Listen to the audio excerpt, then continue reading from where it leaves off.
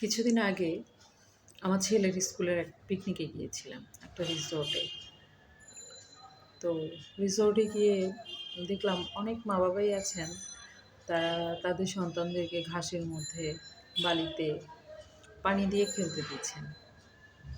আবার অনেকেই ছিলেন, ওনারা শুধুমাত্র কাপড় নোংরা হয়ে যাবে সেই জন্য এটা চিন্তা করে তাকে কোনো ধরনের বালি ওগুলো ধরতে দিচ্ছিলেন না। তো তখন মনে মনে চিন্তা করলাম, একটা জিনিস চিন্তা করছিলাম যে আমরা ছোটবেলায় কাদামাটি দিয়ে খেলেছি, বালি দিয়ে খেলেছি, পানি দিয়ে খেলেছি, পাথর দিয়ে খেলেছি।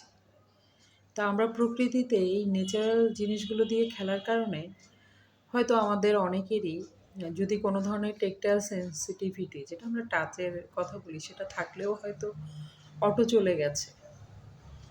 এখন আমরা এই জিনিসগুলো থেকে বঞ্চিত।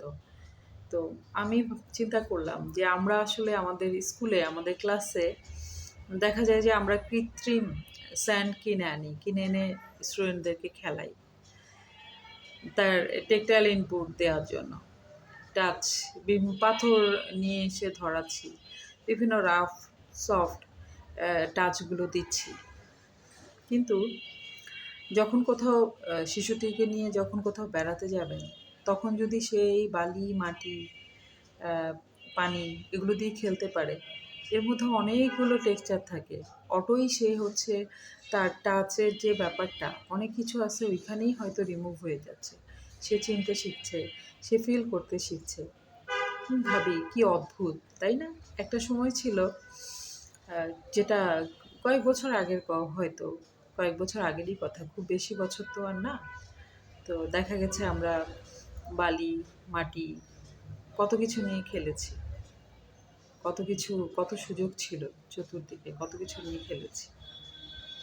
এখন আমরা শুধুমাত্র বালি লাগবে, জামাতে বালি লাগবে দেখে বা আমার শিশুকে আমরা ধুলাবালি এগুলো নিয়ে খেলতে দিচ্ছি না।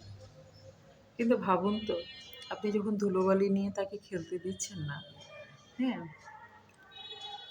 পাথর দিয়ে খেলতে দিচ্ছেন না, জামা ময়লা হবে। জামা কি সে ময়লা করছে না? করছে তো।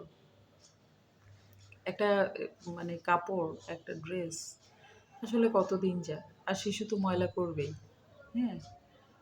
কিন্তু তার ড্রেসের কথা চিন্তা না করে যদি তাকে খেলাধুলা, ওই সময় বালি, মাটি বা কোথাও বেড়াতে গেলে তাকে যদি সেই সুযোগটা দেয়া হয়, এটা তার মানসিক বিকাশটা যেমন হবে, তেমনি তার অনেক ধরনের ন্যাচারাল এলিমেন্টের সাথে সে পরিচিত হবে।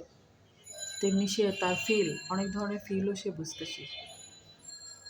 তো ধন্যবাদ সবাইকে।